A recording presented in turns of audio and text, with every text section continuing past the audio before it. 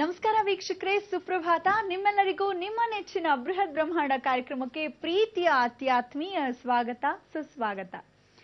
ಒದೆದೊಡೆ ಒಲಿಯುವುದುಂಟೆ, ಬೈದೊಡೆ ಪದವಿಯ ನಿತ್ತುವುದುಂಟೆ ಅಂತ ಹೇಳಿದ್ರು ಕುಮಾರವ್ಯಾಸರು. ಇದರ ನೀತಿ ಇಷ್ಟೇ: ಯಾವುದೇ ಕೆಲಸವು ಕೋಪ, ರೋಷ, ದ್ವೇಷದಿಂದಾಗದು, ಪ್ರೀತಿಯ ಭಾವವಿರಬೇಕು ಎನ್ನುತ್ತಾ ಬನ್ನಿ ಗುರುಜಿಯವರನ್ನ ಕಾರ್ಯಕ್ರಮಕ್ಕೆ ಎಂದಿನಂತೆ ಸ್ವಾಗತಿಸಿಬಿಡೋಣ.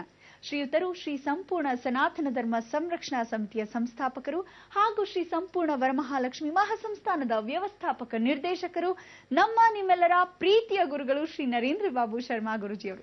ನಮಸ್ತೆ ಗುರುಜಿ, ನಿಮಗೆ ಬೃಹತ್ ಬ್ರಹ್ಮಾಂಡ ಕಾರ್ಯಕ್ರಮಕ್ಕೆ ಎಂದಿನಂತೆ ಪ್ರೀತಿಯ ಸ್ವಾಗತ. ನಮಸ್ಕಾರ ಗುರುಜಿ. ನಿನ್ನೆ ಸೋಮವಾರ ಸಾಕಷ್ಟು ಮಾತುಕತೆ ಮಾಡಿದ್ರಿ, ಸಾಕಷ್ಟು ಜ್ಞಾನಾರ್ಜನೆಯನ್ನ ನೀಡಿದ್ರಿ. ಇವತ್ತೇನ್ ಹೇಳ್ತಿದ್ದೀರಾ?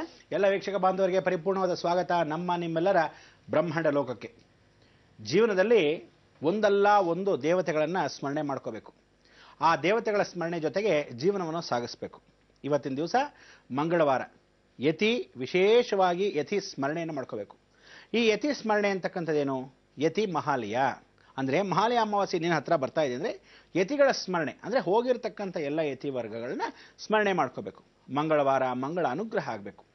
ಎಷ್ಟು ಜನ ಜೀವಂತವಾಗಿ ಪರಿಪೂರ್ಣವಾಗಿ ನಾವುಗಳು ಇದ್ದಾಗ ಪಾಠಗಳನ್ನು ಹೇಳಿ ಅವರು ಜೀವ ಸಮಾಧಿಯನ್ನು ತಗೊಂಡು ತದನಂತರ ಜೀವ ಆತ್ಮವನ್ನು ಪರಮಾತ್ಮನ ಪಾದಕ್ಕೆ ಸೇರಿರ್ಬೋದು, ಆದರೂ ಜೀವಗಳು ಇಲ್ಲೇ ಇದ್ದ ಹಾಗೆ ಅವರು ಕಾಪಾಡ್ತಾ ಬರ್ತಾರೆ. ಇಂತಹ ಒಂದು ಜೀವ ಆತ್ಮ ಪರಿಶುದ್ಧವಾಗಿರೋದ್ರಿಂದ ಆ ಯತಿಗಳನ್ನು ಸ್ಮರಣೆ ಮಾಡಬೇಕು, ಮಹನೀಯರನ್ನ ಸ್ಮರಣೆ ಮಾಡಬೇಕು. ಅದಕ್ಕೋಸ್ಕರ ಯತಿ ಮಹಾಲಯ ಅಂತ ಕರಿತೀವಿ. ಮಹಾಲಯ ಅಂದರೆ ಮಹಾ ಅಮಾಲಯ ಅಂತಕ್ಕಂಥದ್ದು ಹಿಮಾಲಯದಲ್ಲಿ ವಾಸವಾಗಿರ್ತಕ್ಕಂಥ ಶ್ರೀ ಅನಿಧಿಧಿ ಅಂದ್ರೇನು? ಅನಿನಿಧಿ ಅಂತಕ್ಕಂಥದ್ದು ಯಾರು? ಸಾಕ್ಷಾತ್ ಲಕ್ಷ್ಮೀ ಪುರುಷ. ಲಕ್ಷ್ಮೀ ಪುರುಷಾರ್ಥವನ್ನು ಪಡೆದಿರೋದು ಯಾರಿಂದ? ಸಾಕ್ಷಾತ್ ಪರಮೇಶ್ವರನಿಂದ. ಅದಕ್ಕೆ ಲಕ್ಷ್ಮಿಯ ಪುರುಷನಾಗಿರ್ತಕ್ಕಂಥವನು ನಾರಾಯಣ, ಆದರೆ ಶಿವನ ಅಂಶವಾಗಿರ್ತಕ್ಕಂಥದ್ದು ಲಕ್ಷ್ಮಿ. ಲಕ್ಷ್ಮಿ ಪುರುಷಾರ್ಥವನ್ನು ಮಾಡಿರ್ತಕ್ಕಂಥದ್ದು ಮಹಾ ಹಿಮಾಲಯ. ಆ ಹಿಮಾಲಯದಿಂದ ವಾಸವಾಗಿರ್ತಕ್ಕಂಥ ಮಹಾ ಆತ್ಮಗಳು ಅಂದರೆ ದೇವತಾತ್ಮಗಳನ್ನು ಭೂಮಿ ಭಗವಂತ ಕಳಿಸ್ತಾನೆ. ಆ ಸಮಯದಲ್ಲಿ ಇಂಥ ಸಮಯ ಕಷ್ಟ ಬಂದಿದೆಯಪ್ಪ, ಇದೆಲ್ಲ ಸರಿಪಡಿಸು, ಇಂಥ ಸಮಯಕ್ಕೆ ನೀನು ಹೋಗಬೇಕು, ಇದನ್ನು ಸರಿಪಡಿಸು. ಹಾಗೆ ಭಗವಂತ ಅವನವನ ಮೆಸೆಂಜರ್ಸ್ಗಳನ್ನ ಕಳಿಸ್ತಾ ಇರ್ತಾನೆ. ಬಹಳ ಚೆನ್ನಾಗಿ ಕಳಿಸಿರ್ತಾನೆ, ಸಂತೋಷ. ಅವರೆಲ್ಲ ಬಂದು ಕಷ್ಟಪಟ್ಟು ಎಷ್ಟು ಪ್ರಯತ್ನ ಪಟ್ಟು ಮಹನೀಯರಾಗಿ ಆವರಗಳು ಹೊಡಿಸ್ಕೊಂಡು ಬಡಿಸ್ಕೊಂಡು ಟೀಕೆ ಟಿಪ್ಪಣಿಗಳನ್ನು ಮಾಡಿಸ್ಕೊಂಡು ತದನಂತರವೂ ಅವರು ಹೋಗ್ತಾ ಇರ್ತಾರೆ ಲೋಕಚಿಂತನೆ ಮಾಡಿಕೊಂಡು. ಆದರೂ ಸಹ ಆ ಭಗವಂತ ಒಲಿಯೋ ಸಮಯಕ್ಕೆ ಒಲಿಲೇಬೇಕು. ಆದ್ದರಿಂದ ಅವರಿಗೆ ಮೋಕ್ಷ ಅಂತ. ಕೊನೆ ಕಾಲಕ್ಕೆ ಮೋಕ್ಷ ಪಟ್ಟಾಗ ಬಹಳಷ್ಟು ಜನ ಅನ್ಯಾಯ ಮಾಡ್ಕೊಂಡ್ಬಿಟ್ರು. ಅಂದರೆ ಅನ್ಯಾಯ ಅಂತಕ್ಕಂಥದ್ದು ಅವ್ರಿಗೂ ಆಗಿರಿದ್ರೂ ಸಹ ಅವರು ಎಷ್ಟೋ ಜನಕ್ಕೆ ಅನ್ಯಾಯಗಳನ್ನು ಮಾಡದೇ ಇದ್ರೂ ಸಹ ಈ ಜೀವನನೇ ಹೊಟ್ಟೋಗಿರುತ್ತೆ ಅವರದು. ಅಂದರೆ ಬೇರೆಯವ್ರಿಗೋಸ್ಕರ ಕೇಳಿಕೊಂಡು ಭಗವಂತನ ನಿಷ್ಠೆಯಲ್ಲಿ ಇದ್ದು ಅವರ ಸ್ವಂತ ಜೀವನವನ್ನು ತ್ಯಾಗ ಮಾಡಿಬಿಟ್ಟಿರ್ತಾರೆ. ಅಂಥವ್ರನ್ನೆಲ್ಲ ಸ್ಮರಣೆ ಮಾಡ್ಕೊಳ್ಳೋ ಯತಿ ಮಹಾಲಿವೆ ಇವತ್ತಿನ ದಿವಸ. ಅದಕ್ಕೋಸ್ಕರ ಆದಿಶಂಕರಾಚಾರ್ಯ ಲೋಕಕ್ಕೋಸ್ಕರ ಅದ್ವೈತ ಸಿದ್ಧಾಂತವನ್ನು ಮಾಡಿದ್ರು, ಅವರನ್ನ ಸ್ಮರಣೆ ಮಾಡಬೇಕು. ಆದರೆ ಆದಿಶಂಕರಾಚಾರ್ಯರು ಸಾಕ್ಷಾತ್ ಶಿವನ ಅಂಶ. ಅದಕ್ಕೋಸ್ಕರ ಅವ್ರದ್ದು ಯಾವುದೇ ಕಾರಣಕ್ಕೂ ಸಮಾಧಿಯಾಗಲಿ ಜೀವಂತವಾಗಿರ್ತಕ್ಕಂಥ ಯಾವುದೇ ದೇಹವಾಗಲಿ ಖಂಡಿತ ಸಿಕ್ಕಿಲ್ಲ ಅಲ್ವಾ? ಅದಕ್ಕೋಸ್ಕರ ಶಂಕರಾಯ ಶಂಕರಸ್ಯ ಸ್ವರೂಪ ಅಂತ ವ್ಯಾಸ ಮಹರ್ಷಿಗಳನ್ನ ಸ್ಮರಣೆ ಮಾಡ್ಕೋಬೇಕು. ಭಾಗವತ ಪುರಾಣ ಮಹಾಭಾರತವನ್ನ ಗ್ರಂಥಪೂರ್ವಕವಾಗಿ ವ್ಯಾಸ ಮಹರ್ಷಿಗಳು, ಅದಕ್ಕೆ ಅಂತೆ ವ್ಯಾಸ ಮಹರ್ಷಿಗಳು ವ್ಯಾಸಾಯ ವಿಷ್ಣು ರೂಪಾಯ, ಅವ್ರಿಗೂ ಪರಿಪೂರ್ಣವಾಗಿರ್ತಕ್ಕಂಥ ಜೀವಾತ್ಮ ಖಂಡಿತ ಸಿಕ್ಕಿಲ್ಲ. ಅಂದರೆ ಆತ್ಮ ಸಂಪ್ರೋಕ್ಷಣೆಗೆ ದೇಹವೇ ಸಿಕ್ಕಿಲ್ಲ, ಅವರು ಸಾಕ್ಷಾತ್ ವಿಷ್ಣು ಸ್ವರೂಪ. ಇವರಿಬ್ಬರ ಋಷಿಗಳ ಮುಖಾಂತರವಾಗಿ ಬಂದಿರತಕ್ಕಂಥ ದೈವ ಗುಣಗಳಲ್ಲಿ ಎಲ್ಲ ಮಹನೀಯರು. ಅದರಲ್ಲಿ ಬಾಬಾಜಿ ಆಗಿರ್ಬೋದು, ವಿಶೇಷವಾಗಿ ವಿಜ್ಞಾನಿಗಳಾಗಿರ್ತಕ್ಕಂಥ ಅನುಗ್ರಹ ಸಿಗ್ಗಿರ್ಬೋದು, ವಿವೇಕಾನಂದ ಸ್ವಾಮಿಗಳು, ರಾಮಕೃಷ್ಣ ಪರಮಹಂಸರು, ಮಧ್ವಾಚಾರ್ಯರು, ರಾಮಾನುಚಾರ್ಯರು, ಹೀಗೆ ಸಾಕಷ್ಟು ವಿಧವಾದ ಯತಿವರ್ಗಗಳು ಬಂದರು. ಇಷ್ಟೆಲ್ಲ ಯತಿವರ್ಗಗಳ ಸ್ಮರಣೆ ಇವತ್ತಿನ ದಿವಸ ಯತಿ ಮಹಾಲಯ. ಅದಾದ ಮೇಲೆ ಕಲಿಯುಗಾದಿ ಅಂತ ಕರಿತೀವಿ. ಅಂದರೆ ಇವತ್ತಿನ ದಿವಸನೇ ಕಲಿ ಮಹಾಪುರುಷನಾಗಿರ್ತಕ್ಕಂಥ ಕಲಿ ಅಂಶ ಅದು ಸೃಷ್ಟಿಯಾಗಿ ಪ್ರತಿಪೂರ್ವಕವಾಗಿ ಬಂದಿರತಕ್ಕಂಥ ಜೀವಾತ್ಮದಲ್ಲಿ ನಾವುಗಳು ಕಲಿಯಲ್ಲಿ ಕಲಿಪುರುಷನಲ್ಲಿ ಕಲಿಯುಗದಲ್ಲಿ ಸ್ಮರಣೆ ಮಾಡ್ಕೊಳ್ಳೋದು ಯಾವುದು? ಯುಗಾದಿ. ಅದಕ್ಕೆ ಕಲಿಪುರುಷನ ಯುಗಾದಿ ಅಂದ್ರೇನು? ಯುಗಗಳಲ್ಲಿ ಸಾಗ್ತಾ ಇದ್ರೆ ನಾವೇನಂದ್ರೆ 2010, 2009 ಅಂತ ಇಂಗ್ಲೀಷಲ್ಲಿ ಹೇಳ್ತೀವಿ. ಆದರೆ ನಿಜವಾಗ್ಲೂ 2332 ವರ್ಷಗಳಾಗಿದೆ ಪರಿಪೂರ್ಣ ಶುದ್ಧಿ ನಮ್ಮ ಸಂಸ್ಕಾರದ ಹಿಂದೂ ಸಂಪ್ರದಾಯ. ಅದಕ್ಕೆ ಅಷ್ಟೂ ವರ್ಷಗಳ ನಂತರ ಇಷ್ಟಿಷ್ಟು ಯುಗಕ್ಕೆ ಇಷ್ಟಿಷ್ಟು ಸಂಸ್ಕಾರ, ಇಷ್ಟಿಷ್ಟು ಸಂಸ್ಕಾರಕ್ಕೆ ಇಷ್ಟಿಷ್ಟು ಯುಗ.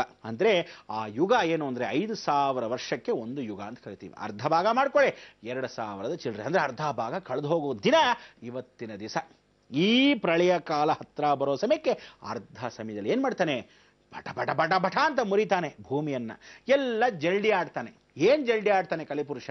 ಎಷ್ಟು ಜನ ಕಲ್ಲುಗಳಿದೆಯೋ ಅದೆಲ್ಲ ಶುದ್ಧಿ ಮಾಡಬೇಕು. ನೈಸಾಗಿರೋದು ಮಾತ್ರ, ನುಣ್ಣಗಿರೋದು ಪರಿಶುದ್ಧವಾಗಿರೋದು ಮಾತ್ರ ಕೆಳಗಡೆ ಫಿಲ್ಟರ್ ಆಗುತ್ತೆ. ಆ ಫಿಲ್ಟರ್ ಆಗೋ ಸಮಯ ಬಂದ್ಬಿಡ್ತೋ. ಅದಕ್ಕೆ ಇವತ್ತು ಕಲಿಯುಗಾದಿ. ಆ ಕಲಿಯುಗಾದಿ ಸ್ಮರಣೆ ಮಾಡ್ಕೋಬೇಕು. ಯತಿಗಳ ಸ್ಮರಣೆ ನಾವು ಮಾಡ್ಕೋಬೇಕು. ಕಲಿ ತಾನು ಯುಗಾದಿಯನ್ನು ಆಚರಿಸ್ತಾನೆ.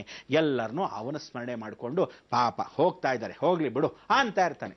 ಇಂಥ ಒಂದು ಸಮಯ ಬಂದಿರೋದ್ರಿಂದ ಮಳೆಗಾಲ ಹೆಚ್ಚು. ಅದಕ್ಕೋಸ್ಕರ ಯಮಧರ್ಮರಾಯನೂ ಸ್ಮರಣೆ ನಾವು ಮಾಡ್ಕೋಬೇಕು. ಭಗವಂತ, ಈ ತರ ನೀನು ಕರ್ಕೊಂಡು ಹೋಗ್ತಾ ಇದ್ರೆ ಲಾಟಲ್ಲಿ ಪಾಪ ಅಲ್ಲೂ ಜಾಸ್ತಿ ಆಗ್ಬಿಡ್ತಾರೆ ಅಂತ ಯೋಚನೆ ಮಾಡಬೇಡ, ನಾನು ಅದನ್ನ ನೋಡ್ಕೊಳ್ತೀನಿ, ನಿನಗೆ ಯಾಕೆ ಚಿಂತೆ, ನನಗಿರೋದೇ ಆ ಪದವಿ, ಅದಕ್ಕೋಸ್ಕರ ಕರ್ಕೊಂಡು ಹೋಗಕ್ಕೆ ಅಂತಂದ್ರೆ ಯಮಧರ್ಮರಾಯ. ಅದಕ್ಕೆ ಇಂಥ ಒಂದು ಕರ್ಮಗಳನ್ನ ಕಳ್ಕೊಳ್ಳೋಕ್ಕೆ ನಿನ್ನೆ ದಿವಸ ಯಾರನ್ನು ಮಾತಾಡಿದ್ವಿ? ಸಾಕ್ಷಾತ್ ಯುಗ ಪುರುಷನ ಆಗಿರ್ತಕ್ಕಂಥ ಕಾಳಭೈರವನ. ಅದ ನಂತರ ಮುನೀಶ್ವರನ ಸ್ಮರಣೆ ಮಾಡ್ಕೊ. ಅಂದರೆ ಭೂಲೋಕದಲ್ಲಿ ವೃಕ್ಷಗಳನ್ನು ಕಾಪಾಡಿ. ಅದಕ್ಕೆ ಎಲ್ಲ ವೃಕ್ಷಗಳಲ್ಲೂ ಜೀವಶಕ್ತಿ ಬರುತ್ತೆ. ನೀವುಗಳು ಇವತ್ತಿನ ದಿವಸ ಯತಿ ಸ್ಮರಣೆಯನ್ನು ಹೇಗೆ ಮಾಡ್ಕೋಬೇಕು? ಯತಿಗಳು ಇದ್ರೋ ಯತ್ರೆ ಸ್ಮರಣೆ, ಇರೋದಿದ್ರು ವೃಕ್ಷ ಸಮಾನ. ಅದಕ್ಕೆ ಗುರುವರ್ಗವನ್ನ ಮೂಲತೋ ಬ್ರಹ್ಮರೂಪಾಯ, ಮಧ್ಯತೋ ವಿಷ್ಣು ರೂಪಿಣಿ, ಅಗ್ರತೋ ಶಿವರೂಪಾಯ, ವೃಕ್ಷರಾಜಾಯತೆ ನಮಃ. ವೃಕ್ಷಗಳನ್ನು ಸ್ಮರಣೆ ಮಾಡ್ಕೋಬೇಕು. ಗುರುತತ್ವ ದೈವತತ್ವವಾಗಿ ಮಾಡ್ತಕ್ಕಂಥದ್ದು ಅರಳಿ ಮರ. ತದನಂತರ ವೃಕ್ಷ ಸಂರೂಪವಾಗಿರ್ತಕ್ಕಂಥ ಮುನೀಶ್ವರ ಎಲ್ವಾಸ ಅದೇ ಆಲದ ಮರ. ಆಲದ ಮರಕ್ಕೂ ಅರಳಿ ಮರಕ್ಕೂ ಎಷ್ಟು ವ್ಯತ್ಯಾಸ. ಆದರೆ ಮುನಿ ಸಂಚಾರವಾಗಿರ್ತಕ್ಕಂಥದ್ರೆ ಸರ್ಪೆ ಪೊಟ್ಟೆಗಳಲ್ಲಿ ವಾಸವಾಗುತ್ತೆ. ಅಂದರೆ ಜೀವರಾಶಿಗಳಿಗೆ ಅವಕಾಶವನ್ನು ಕೊಡ್ತಕ್ಕಂಥದ್ದು ಆಲದ ಮರ. ಈ ಆಲದ ಮರ ಭೂತ ಪ್ರೇತ ಯಥಿ ವರ್ಗ ಸಂಪ್ರೋಕ್ಷ ಪೂರ್ವಕವಾಗಿ ಮುನಿ ಸಂಚಾರದಲ್ಲಿ ದೈವತತ್ವ ಹೊಂದಿರತಕ್ಕಂಥದ್ದು. ಆದರೆ ಪಾಪಕರ್ಮಗಳು ಕಳ್ಕೊಳ್ಳೋಕ್ಕೆ, ಗುರುತತ್ವ ನಾವು ಹೊಂದ್ಕೊಳ್ಳೋಕ್ಕೆ ಅರಳಿ ಮರ ಪ್ರದಕ್ಷಿಣೆ. ಅದಕ್ಕೋಸ್ಕರ ಯಾವ ಮರ, ಯಾವ ದೇವತೆಗೆ, ಯಾವ ವೃಕ್ಷದಿಂದ ನಾವು ಪರಿಹಾರ, ಆ ಪರಿಹಾರದಿಂದ ನಾವು ಖಂಡಿತವಾಗಲೂ ಎಲ್ಲೆಲ್ಲಿ ಯಾವ ದೇವತೆ ಇರ್ತಾರೆ ಅದನ್ನು ಸ್ಮರಣೆ ಮಾಡ್ಕೋಬೇಕು. ನಮಗೂ ಒಂದು ಗ್ರಹ ಅಂತಿರುತ್ತೆ, ನಿಮಗೂ ಒಂದು ಗ್ರಹ ಅಂತಿರುತ್ತೆ. ಎಲ್ಲರಿಗೂ ರಾಶಿಗಳು, ಎಲ್ಲರೂ ಹುಟ್ಟತಕ್ಕಂಥ ನಕ್ಷತ್ರ ಮುಖಾಂತರ. ಆ ದಿನ, ಆ ಶುಭ ದಿನ ಪರಿವರ್ತನೆ ಮಾಡ್ಕೊಳ್ಳೋಕ್ಕೆ ಎಲ್ಲರೂ ಸಿದ್ಧರಾಗಿದ್ರೆ ಪೆನ್ ಪೇಪರ್ ರೆಡಿ ಮಾಡ್ಕೊಳ್ಳಿ. ನಾನು ಇನ್ನೇನು ಬಂದೆ ವೃಕ್ಷಗಳಿಗೆ ಹೇಳ್ತೀನಿ. ನವಗ್ರಹ ವೃಕ್ಷ.